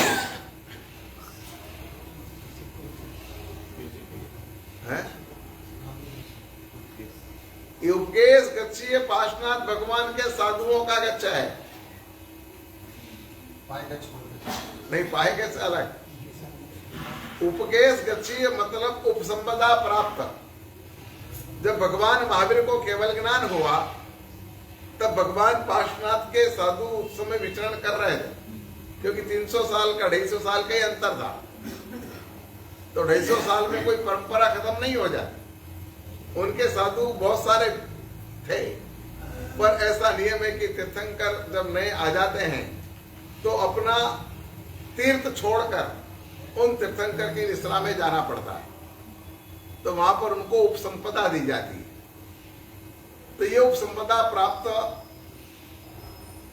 ऐसे जो उस समय के जो साधु थे पार्श्वनाथ भगवान के, वो सारे साधु उपकेश गच्छ के कहलाते थे। अगर यूं सही मायने में अगर मुझे पूछा जाए तो इतिहास का अवलोकन करते हुए ऐसा लगता है कि हम सब भी उपकेश गच्छ के हैं। किसके हैं? क्योंकि उपकेश गच्छीय रत्नपुरी महाराज ने औसवाल और परवाल वंश की स्थापना की है और उन्होंने अलग अलग गोत्र में लोगों को विभाजित करके और शांति और समाधि से जीने का मार्ग बताया था। तो जो गुरु भगवंत ने हमारे गच्छ की, हमारे कुल की स्थापना की, हमारे वंश की स्थापना की और हमारे गोत्र निश्चित किए, वो गुरु भगवंत को हम मानते होंगे तभी ना। तो उनको मानते थे, मतलब हमारा गच्छ कौन सा हुआ? उपकेश गच्छ हुआ, जो कि आज उपकेश गच्छ का नाम निशान नहीं है। इसलिए हम लोग अपने आप को तपा गच्छी बुलवाते हैं। बाकी एक्चुअली इतिहास का जो अगर अभ्यास किया जाए तो हम लोग उपकेश गच्छी सिद्ध हो सकते हैं। अब यहां पर जानने जैसी बात यह है कि ये जो देवर्षि गणेश समाश्रमण जो हुए, इनके बारे में थोड़ी जानकारी मैं आपको देना चाहूंगा। आज बुधवार है, आपकी सब दुकानें, आज मंगल है, तीर्थ बड़े बड़े हैं और ये बहुत महत्वपूर्ण जानकारियां मैं आपको दे रहा हूं। ऐसे थोड़ी सी स्थिरता रखना, वैसे समय से पूरा करने का प्रयास जरूर करूंगा। ये जो देवर्षि गणेश समाश्रमण जो थे, इन्होंने लोहित्याचार्य जी के पास संयम का स्वीकार किया था, मगर उपकेश गच्छीय देवगुप्त सूरी महाराज के पास इन्होंने एक पूर्व का ज्ञान प्राप्त किया था अर्थ से और दूसरे पूर्व का ज्ञान प्राप्त किया था सूत्र से। जो व्यक्ति एक पूर्वधर्मी होता है उसके नाम के आगे समाश्रमण शब्द लगता है। कौन सा शब्द लगता है? भगवान महावीर के इस संप्रदाय में जो व्यक्ति राजकुमार हो और वो अगर दीक्षा लेता है वो कुमार श्रमण कहलाता है। क्या कहलाता है? ऐसे कैशी कुमार राजकुमार थे जिनके भी हमने चर्चा की थी। वो कुमार थे, मतलब राजकुमार थे, उनके नाम के आगे कैशी कुमार श्रमण ऐसा शब्द प्रयोग में आया है। तो ये देवर्षि जो थे वो श्रमण थे। इन्होंने एक पूर्व ज्ञान इस प्रकार से लिया था। आपका स्वर्गवास भगवान महावीर के निर्वाण के 1000 साल के पश्चात शत्रुंजय महातीर्थ पर हुआ था। वहां पर आपने समाधिस्थ होकर के और अपने जीवन को धन्य बनाया था। नंदी सूत्र की थेरावाली ऐसा कहती है कि भगवान महावीर की पाठ परंपरा में ये 25वें वाचनाचार्य हुए थे। देवर्दी गणी क्षमाश्रमण इनके पूर्व जन्म में कौन थे बताइए, कौन थे? देखो ये देवर्दी गणी क्षमाश्रमण इनके पूर्व जन्म में इंद्र के सर सेनाधिपति हिरण्यकशिपु देव थे, जिन्होंने भगवान महावीर के गर्भ का परिवर्तन किया था। बहुत बड़े सर्जन डॉक्टर थे। इन्होंने ट्यूब बेबी के द्वारा गर्भ परिवर्तन करके भगवान महावीर का जन्म त्रिशला माता की कुंभ से करवाया था। ये वो जीव है। यानी ये सब महत्वपूर्ण बातें हमें मालूम होना चाहिए। तो इन्होंने एक बार एक केवली भगवान से पूछा कि भगवान मैं यहां से मर करके कहां उत्पन्न होने वाला? तो बोले आप भरत क्षेत्र में मनुष्य के रूप में उत्पन्न होंगे, तो भगवान वहां पर मुझे धर्म सुलभता से मिलेगा, यह दुर्लभ बोधि हूं मैं। तब यहां पर केवली भगवान ने कहा कि तुम दुर्लभ बोधि हो, सरलता से तुमको धर्म नहीं मिलेगा। विचार करना, जिसने जैन शासन की इतनी अजोड़ सेवा करने का संकल्प लिया हो, वो व्यक्ति भी दुर्लभ बोधि हो सकता है, तो हमारा आपका क्या होगा? इनके पास तो ऐसी युक्तियां थी। इन्होंने तत्काल अपने देव भवन में, जहां पर हिरण्यकशिपु देव थे, वहां बड़े बड़े अक्षर में लिखा कि यहां पर जो हिरण्यकशिपु देव था वो चमित होकर मृत्युलोक में मनुष्य बनेगा, उसकी जगह पे यहां पर जो उत्पन्न होगा वो उस देव को प्रतिबोध देगा। अगर उसने ऐसा नहीं किया तो वो इंद्र की आज्ञा का विराधक माना जाएगा। धर्म के लिए कितनी सावधानी रखी गई। और ये वहां से चकित हुआ। उसके बाद वहां पर जो देव उत्पन्न हुआ उसने पढ़कर ये प्रतिबोध देने लगा, लेकिन वो प्रतिबोधित हुआ नहीं। बहुत दुर्लभ बोधि था। 5 साल के बाद फिर से उसको महा मुसीबत के साथ प्रतिबोध दिया और फिर इसने लोहित्याचार्य जी के पास संयम लिया और पढ़ करके और देवर्दी गणी क्षमाश्रमण नाम धारण करके और वल्लवीपुर को इन्होंने शुद्ध तीर्थ बनाकर सारी दुनिया में अमर कर दिया। वल्लवीपुर ये पालीताना की तलेटी कहलाती थी। इसमें यहाँ पर आज भी वल्लवीपुर से अगर ऊपर चढ़कर दूसरी तीसरी मंजिल से हम देखें तो सत्युंजय महातीर्थ के दर्शन होते हैं। जहाज का आकार दिखता है।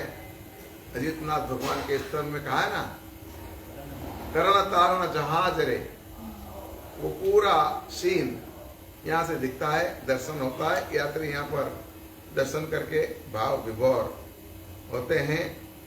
यहाँ पर तलेटी में 4 मंजिला मंदिर है।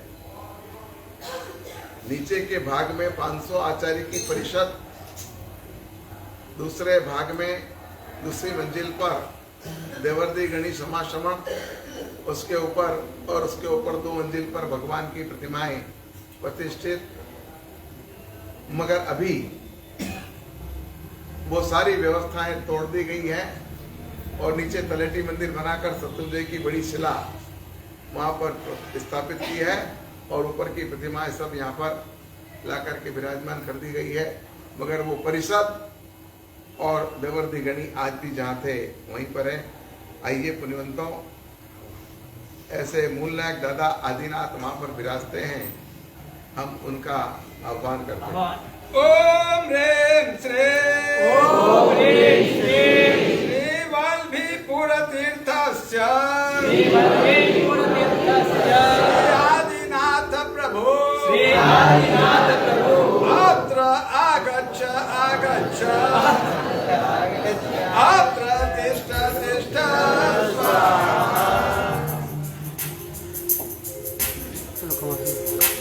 आदिश्वर जिनराज ने भावे करो वंदना आदिश्वर जिनराज ने भावे करो वंदना मारा शत्रु जननाथ ने भावे करो वंदना वंदना वंदना भावे करो वंदना वंदना वंदना भावे करो वंदना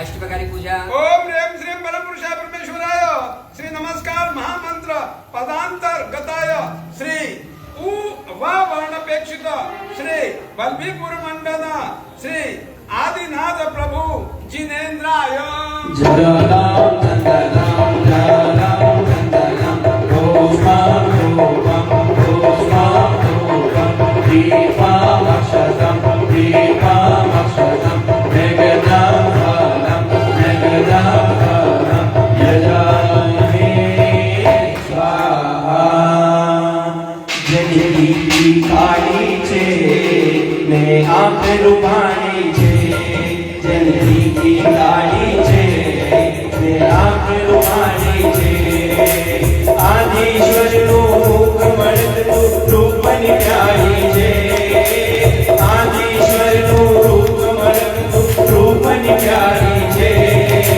मंदिरोनी नगरी में जाओ जलाली छे जनिकी काली छे ने आंख रूपाणी छे जनिकी काली छे ने आंख रूपाणी छे आदिश्वर रूप मर्द रूप प्यारी छे आदिश्वर रूप मर्द रूप प्यारी छे मंदिरोनी नगरी में जाओ जलाली छे जनिकी काली छे ने आंख रूपाणी छे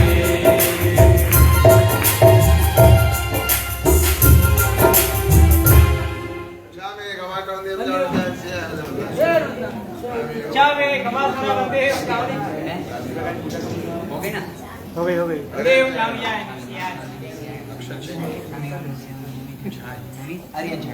हरियांतीचे येणारे निवासक मंडळ होते पुन्हा सकाळपासून पहिला बोलते निवासक होते सध्या मी धान्य विधायक क्रमांक संघ चिंतन मैसे म्हणते सुंदर सुंदर सुंदर ये मही मागे मग सु जाव इंतर होता बिना करी ताव के जाने नाम मोने नाम जाने नाम एक नका कृष्ण बाल पाण मोसिरामी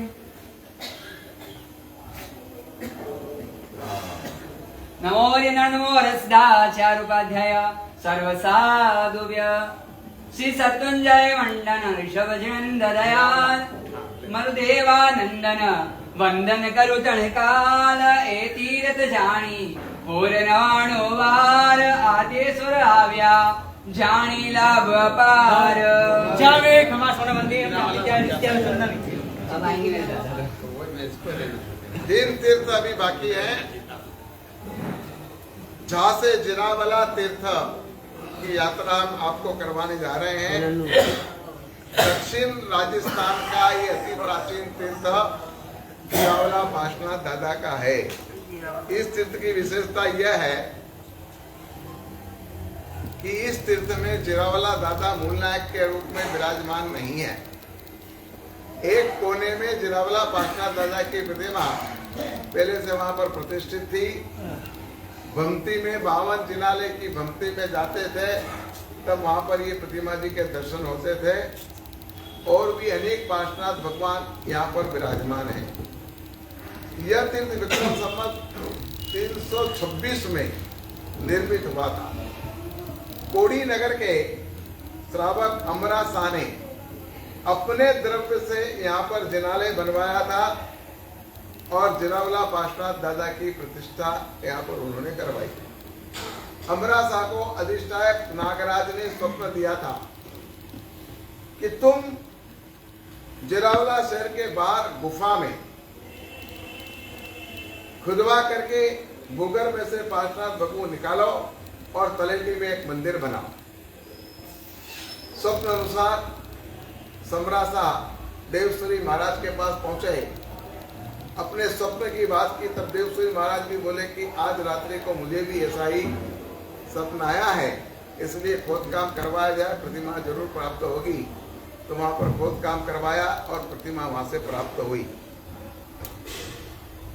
देवश्री महाराज ने सम्राट शाह द्वारा बनाए गए मंदिर में जिरावला पार्श्वनाथ की प्रतिष्ठा की। इस तीर्थ का प्रथम तीर्थोद्धार 663 में मेरू सूरी महाराज ने उपदेश देकर के करवाया था।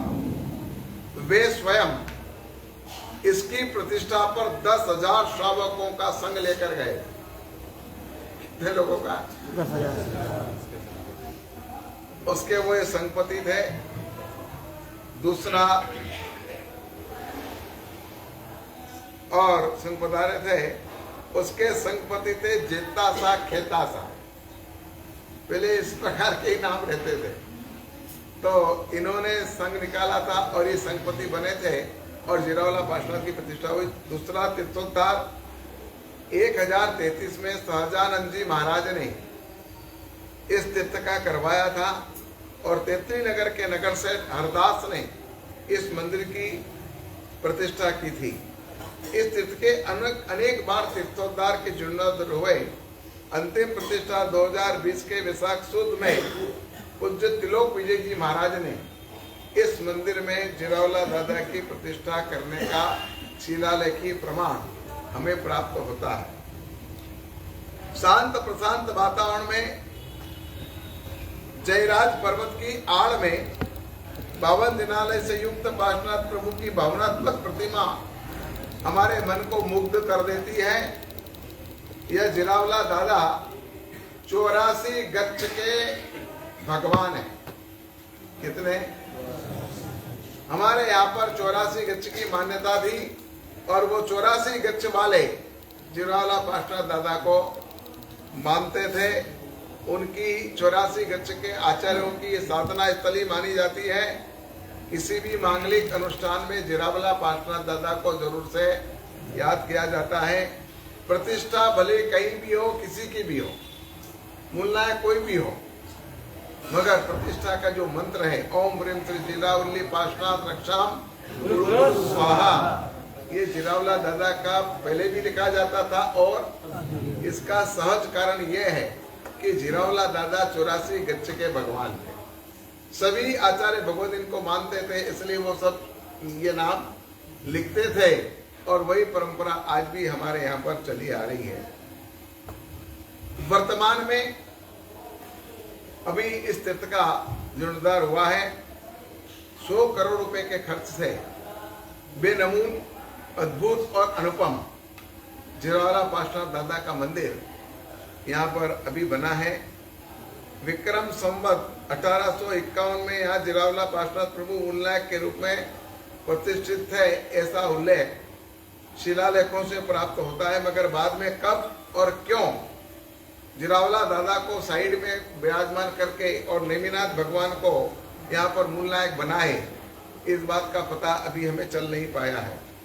मूलनायक प्रभु गबारे में नहीं है। इसका कारण तो ये हो सकता है कि मुगल काल में इस प्रतिमा को बचाने के उद्देश्य से गुरु भगवंत और श्रावकों ने मिलकर मूलनायक भगवान की प्रतिमा को एक कोने में साइड में विराजमान कर दी ताकि मुगलों की निगाह वहां तक नहीं पहुंचे।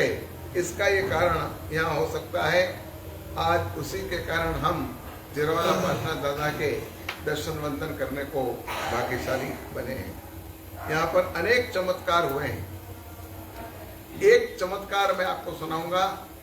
लूट करने के इरादे से कोई डाकू लोग मंदिर में घुसे और यहाँ पर लूट मचाने लगे। उस समय अचानक उनकी आंखों में अंधारे आ गए और वो दीवार से टकरा करके माथे पड़वा करके और नीचे गिर पड़े और वो लूट नहीं कर पाए।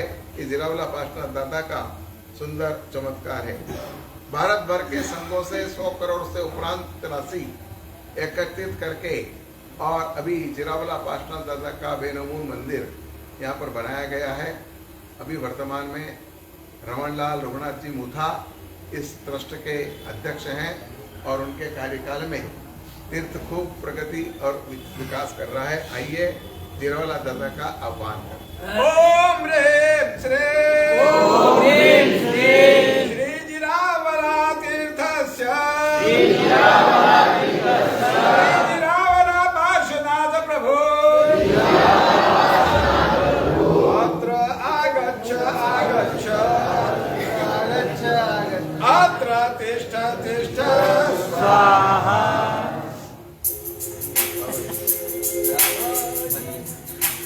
नमो दीनानां दीयवयानां नमो दीनानां दीयवयानां नमो दीनानां दीयवयानां नमो दीनानां दीयवयानां नमो दीनानां दीयवयानां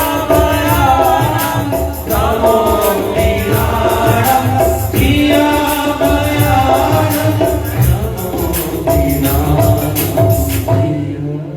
ओम ह्रीं श्रीं परमपुरुषाय श्री नमस्कार महामंत्र पदांतर्गताय श्री श्रावण पेक्षित श्री जिरावला पार्श्वनाथ तीर्थ मंडल श्री जिरावला पार्श्वनाथ जिनेन्द्राय जलालं चन्दनं जलालं चन्दनं पुष्पं धूपं पुष्पं धूपं दीपामक्षतं दीपामक्षतं निवेदं फलं निवेदं फलं यजामहे स्वाहा।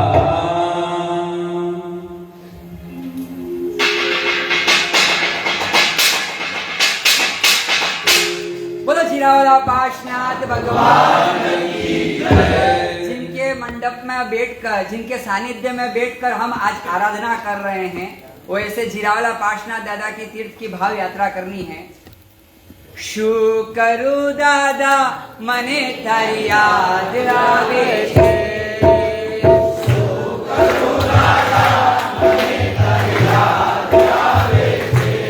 यहाँ बैठकर हम आराधना कर रहे हैं, पर याद किसको करना है? वो तीर्थ धाम में बैठे हुए जिरावला दादा, हम उनको आज याद करते। अरे शू करू दादा मने तारी याद आवे छे।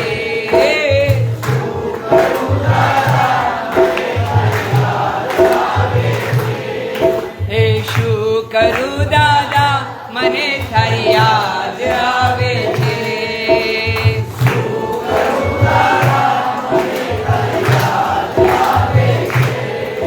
એવું લાગે છે કે જાણે તું બોલાવે છે।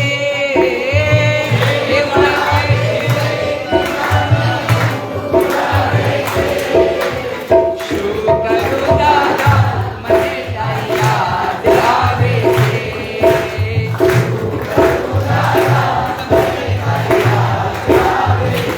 एक शायर ने बहुत अच्छी बात कही। हमारी संघ यात्रा चल रही है, अरे बिहार में कंकर भरा कष्ट है, टेंट में धूल भरा डस्ट है, और मौसम अस्त व्यस्त है। कभी धूप आ रही है, कभी बारिश आ रही है, ये मौसम अस्त व्यस्त है। पर हमारे संघ का यात्री एकदम मस्त है, क्योंकि गुरुदेव खुद यहाँ संघ के साथ हमको यात्रा करवा रहे हैं। संघपति हमको शुभ भाव से यात्रा करा रहे हैं, और हमारे संघ का एक एक यात्री मस्त है, क्योंकि हमारे जिरावला दादा जबरदस्त है। बस जिरावला मोह माया मा फसियो हो चार गति मा रखड़ियो।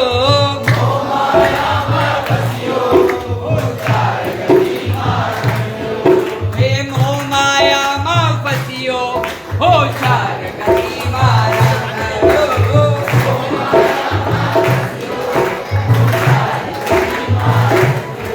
हे मारू मारू करवामा हो दुखियो थईने भामियो।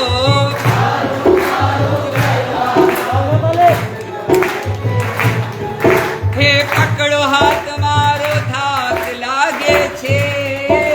पकड़ो मारो हाथ हवे तो थाक लागे छे। शू करो दादा मने तारी याद आवे छे। शू करो दादा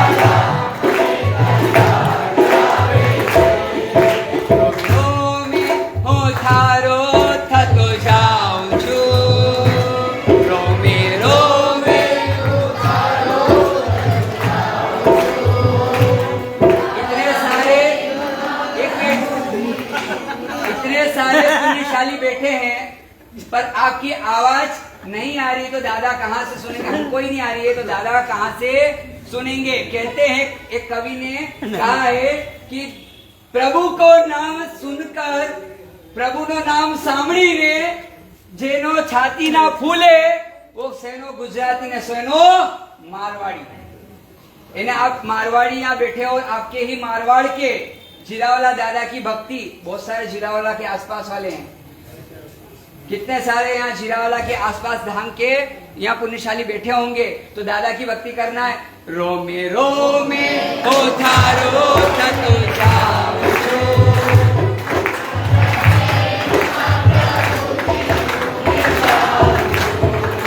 रोमे रोमे तारा प्रेम प्रभु जी हवे परवड़े नहीं देवानो मानो सरे मां हाथ राजू हवे परवड़े नहीं देवानो तारा की दूर मारे है मानो हृदय मां हाथ राजू तारी नजरों नजरा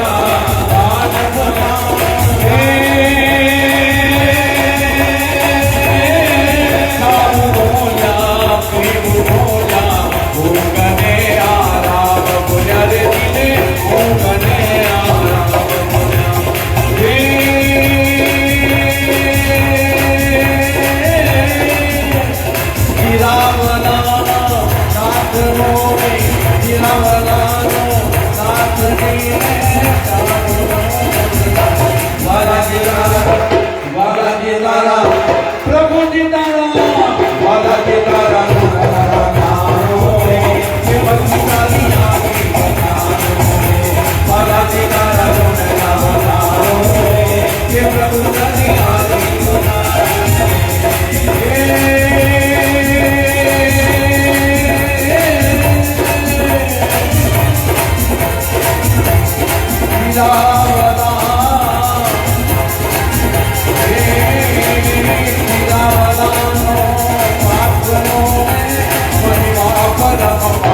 वाला जी तारा प्रभु जी तारा वाला जी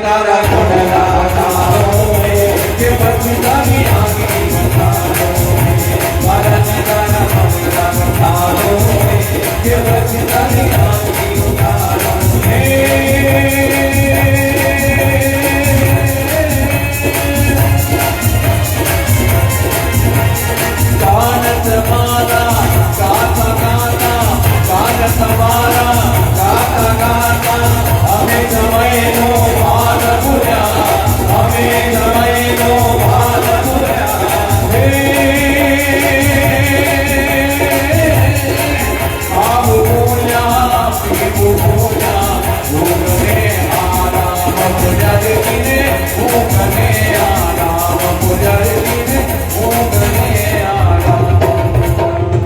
आपको ये क्यों गवाया है मालूम है?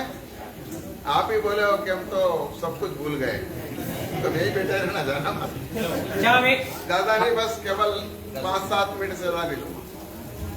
इच्छा में कमासुनो वंदेम जामिया निश्चय इच्छा में कमासुनो वंदेम जामिया निश्चय मध्यनंदा में इच्छा में कमासुनो वंदेम जामिया निश्चय मध्यनंदा में अरिहंत ज्ञानं प्रेमी कासकमन्नत्य पुवाणवत्य सकलते समानत्य कोहिलावत्य निरूपसकवत्य सदाय मिया जितन पवट माने कासकम अन्नत उचितम देसतेम खासेन चेंजम बायनो नानिसकन मंगे दिखाय सो में मंग संचालन सुमन केले संचालन सुमन किति संचालन मागन मौका विराजम कापे निधनम भगवान तारम नौकम नमना प्रविताव गण ठाई नमो निनम झाड़ी नाम एक नका तुझने बालचो पारम वस्तम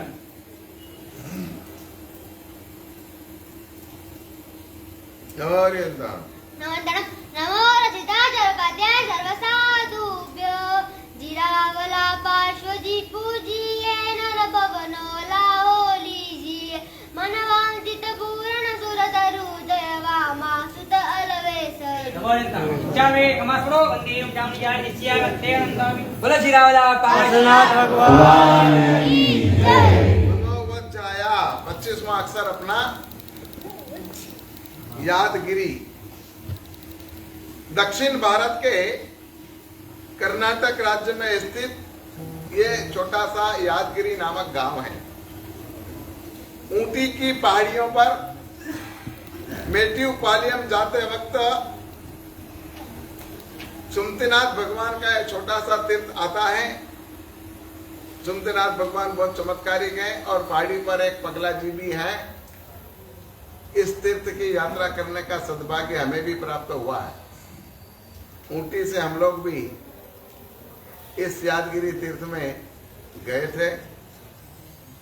जैन सम्राट भिक्खुराय खारवेल के जिसको आज हम प्राय करके भूल चुके हैं, उस सम्राट ने जैनों की रक्षा की थी। अगर वो नहीं होता तो शायद जैन समाज नाम शेष हो गया होता। इस सम्राट ने गुफा मंदिर बनाया जिस पर नौकार मंत्र लिखा गया। हाथी गुफा के नाम से उदयगिरी और खंडगिरी में आज भी सम्राट के द्वारा बनाया गया वो तीर्थ मंदिर मौजूद है। पार्श्वनाथ भगवान वो कलिंग जिन कहलाते थे।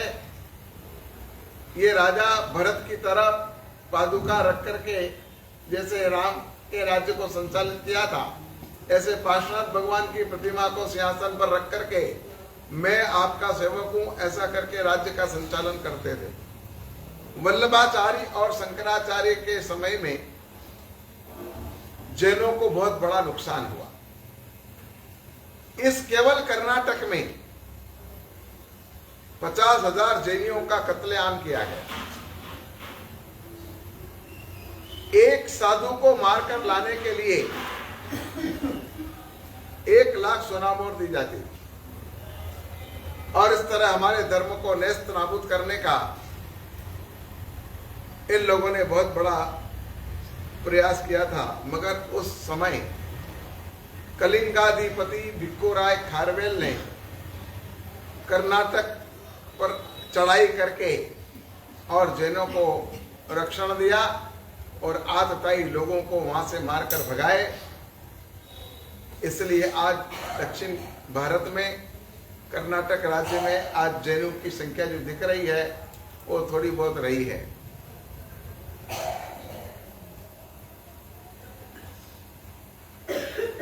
अब यहाँ पर इस यादगिरी नाम के तीर्थ का भी तीर्थोत्तर हुआ है। यादगिरी में साचा सुमतिनाथ दादा विराजमान है। कर्नाटक की यात्रा के दौरान हमने दादा सुमतिनाथ के दर्शन किए। सुमतिनाथ भगवान के तीर्थ हिंदुस्तान में बहुत गिने चुने प्राप्त होते हैं। आइए यादगिरी में विराजमान, वहाँ पर अभी 8, 10, 15 अपने घर होंगे और सबके लगभग गोल्ड के बिजनेस हैं। और कई परिवार तो आजकल अब कोयम्बतूर शिफ्ट हो गए हैं और वो अपना व्यवसाय वहाँ चला रहे हैं। उस समय कुछ लोगों से परिचय हुआ था और वो आज भी हमारे परिचय में हैं। साल में एक बार जरूर यादगिरी से और कोयम्बतूर से दर्शन करने के लिए जरूर से आते हैं। ऐसे यादगिरी तीर्थ मंडन सुमतिनाथ भगवान का आह्वान। ओम ह्रीं श्रीं श्री यादगिरी तीर्थस्य श्री सुमतिनाथ प्रभु अत्र आगच्छ आगच्छ अत्र तिष्ठ तिष्ठ स्वाहा। नमो जीराणं जिय भयानं नमो जीराणं जिय भयानं नमो जीराणं जिय भयानं नमो जीराणं जिय भयानं नमो जीराणं जिय भयानं नमो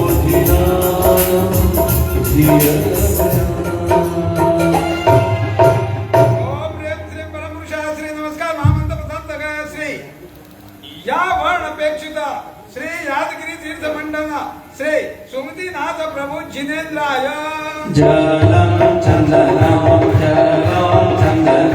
पुष्पधूपं दीपमक्षतं निवेदफलं यजामहे स्वाहा।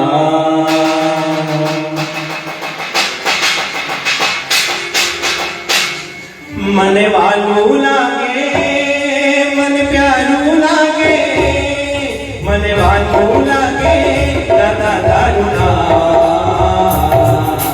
तन मन धन प्रभु का चले तन मन धन प्रभु का चले मन वालू लागे मन प्यारू लागे मन वालू लागे दारुणा तन मन धन प्रभु का चले तन मन धन प्रभु का चले स्वामी गमानोद्यम दारुण्यास्य वदननामि इच्छामि कमास्मरणवन्दिं धामिचाय निस्तेयाय मथये नन्नामि इच्छामि कमास्मरणवन्दिं धावणीचाय निस्तेयाय मथये नन्नामि हरिहंत चैयाणं गणिवासकं मंत्र होते पूर्णतः सकलतः स्मरणतः पहिला बोलते हैं मेरे सत्य बोलते हैं श्रद्धा है नियति धारणा के विषय वासकं अनथा उसा सेवन निश्चय भाषण छेन जमण तुम भूमि पूजा सुन मुंगले सुन खेल सिंचाल सुन सिंचाल में मागर भोग सुजा वृंदा भोगतन नमो गण ना परिमित आवकम ठाणे नम मोणे नम झाणे नम ये नलका तुलसी से बात पाण मोसिरम भाई तुम बोलो आज कोई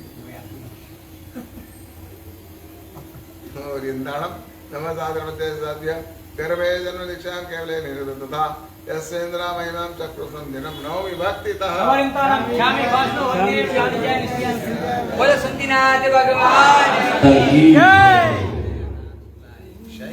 26वां अक्षर यानी अंतिम अक्षर आज की तीर्थ यात्रा का णम से नागरुत तीर्थ की यात्रा हम करने जा रहे हैं और नागरुत तीर्थ में मूल नायक भगवान शांतिनाथ विराजमान है। जो शांतिनाथ भगवान हमारे मंदिर में भी विराजमान है वही शांतिनाथ भगवान का ये तीर्थ है। राजस्थान के मेवाड़ की पंचतीर्थी का एक ये तीर्थ है। उदयपुर के निकट नागदा नामक गांव है, उसके निकट पर्वतमालाओं में स्थित बाघेला तालाब के किनारे पर यह तीर्थ वर्तमान काल में रहा हुआ है। इसका प्राचीन नाम नागरुद है। एक समय मेवाड़ की राजधानी इसी नागरुद में हुआ करती थी। यहाँ पर 350 जिनालय एक समय में थे और उस समय इन 350 जिनालयों में शाम की आरती एक साथ होती थी, एक साथ घंटनाद होता था। 350 मंदिर में एक साथ घंटनाद हो और एक साथ आरती उतरे, वो दृश्य कितना सुहाना और मनमोहक होगा, इसकी कल्पना आप कर सकते हो तो कर लेना। ये अलग बात है कि घंटी मंदिर में बजती है और हम रोड के दर्शन करते हुए निकल जाते हैं, मंदिर में अंदर जाना तक पसंद नहीं करते। एक गांव के पुजारी से मैंने कहा तूने कल आरती नहीं उतारी। उसने कहा साहब जी आरती उतारी। मैंने कहा नहीं उतारी। बोले उतारी। उन्होंने कैसे उतारी? घंटी का आवाज तो आया नहीं। अरे भाई आरती उतारती है तो घंटनाद तो। बोले गुरुदेव मैं अकेला आरती उतारूं कि घंटनाद करूं? तो मैं आरती जो है वो उतारता हूं और घंटा वहां पर सामने। आज हमारे मंदिरों में आरती की ये स्थिति है। थोड़ा जागृति लाओ और इस गली में कम से कम रहने वाले लोग जब आरती का घंटनाद सुने तो कम से कम मंदिर में पहुंचे और भगवान की आरती उतारने का सुंदर लाभ लें। संवत 1494 की मासूद 11 को जिन सागर जी महाराज ने इस तीर्थ की प्रतिष्ठा करने का उल्लेख हमें शिलालेखों से प्राप्त होता है। शांतिनाथ भगवान की कलात्मक और इतनी विशाल प्रतिमा कहीं भी देखने को नहीं मिलती है, जो कि पद्मासनस्थ है। खड़गासन में शांतिनाथ भगवान 14 फुट के बकौर में है, मगर नागरुद में तो बैठे हुए भगवान है और वो बहुत विशालकाय और कलात्मक प्रतिमा है। हम लोग वहां गए थे और हमने इस भगवान के दर्शन किए हैं। एक जमाने में जाओ दलाली वाला नगर था। जब राजा भोजदेव ने मांडवगढ़ में भारतीय भवन नाम का एक विद्यालय बनाया था, उस विद्यालय के गुरु के स्थान पर गोविंद भट्ट नाम के एक ब्राह्मण पंडित को नियुक्त किया था। उसने इतनी अच्छी कामगिरी बजाई कि राजा ने खुश होकर के और ये नागरुद उस गोविंद भट्ट को भेंट में दे दिया था। यह संप्रतिकालीन पार्श्वनाथ प्रभु का दिनालय था, ऐसा मुनि सुंदर सूरी जी महाराज ने नागरुद नाम का जो स्तोत्र बनाया है उसमें इसका उल्लेख पाया जाता है। यह तीर्थ वैसे अन्य लोगों के हाथ में चला गया, मगर 5वीं सदी में हुए आचार्य समुद्र सूरी महाराज ने उन लोगों से शास्त्रार्थ करके और ये तीर्थ श्वेतांबर समाज को सुपुर्द किया, जो आज तक अपने पास है। मांडवगढ़ के महामंत्री पेतरसा ने यहाँ पर नेमिनाथ भगवान का एक मंदिर बनाया था, मगर आज वर्तमान में यहाँ पर कोई दूसरे मंदिर नहीं है, केवल एक शांतिनाथ भगवान का ही मंदिर है। पास में एक भूखंड पड़ा है जो खंडेर के रूप में हो सकता है कि किसी समय में वहाँ पर मंदिर होगा, मगर आज वहाँ पर कुछ भी नहीं है। सासू बहू के नाम से वहाँ पर एक जगह पड़ी हुई है। हो सकता है कि सासू और बहू ने मिलकर के कोई मंदिर बनाया हो, मगर वहाँ अभी खंडेर ही है, वहाँ पर अभी कोई मंदिर देखने को मिलता है। आइए नागरुद तीर्थ मंडल शांतिनाथ भगवान को हम वंदना करके अपनी यात्रा को पूर्ण करते हैं। ओम ह्रीं श्रीं नागरुद तीर्थस्य शांतिनाथ प्रभु आगच्छ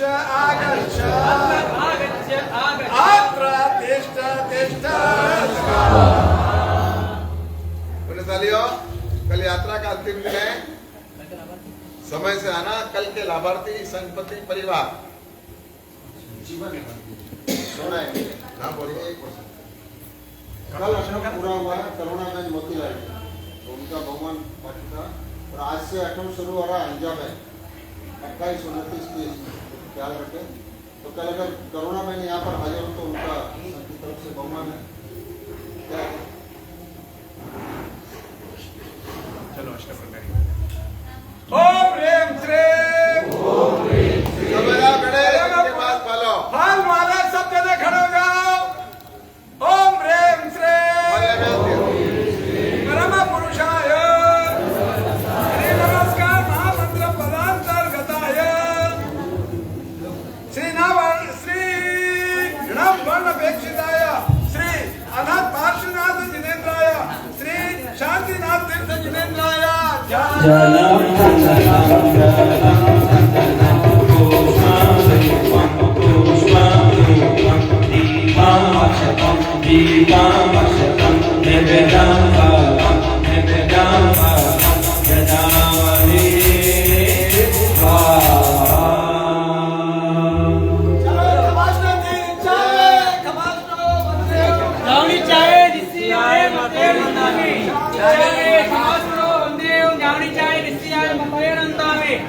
शामे कमासनो वंदेम ज्ञानित्या निस्यान हरियंत ज्ञानम करिमे कौसक मंगलत्या पुवनत्या सकाते समानत्या ओहिलवत्या निर्वसकत्या सदाय मेदिलन कोटमानिये ठामी कौसकता अभी आराम महाराज भक्ति कराने वाले हैं बेटा जाओ गाव कहीं ठाई नाम कोने नाम झालने एक का दृष्टि बाल जाओ पानन वस्त्र में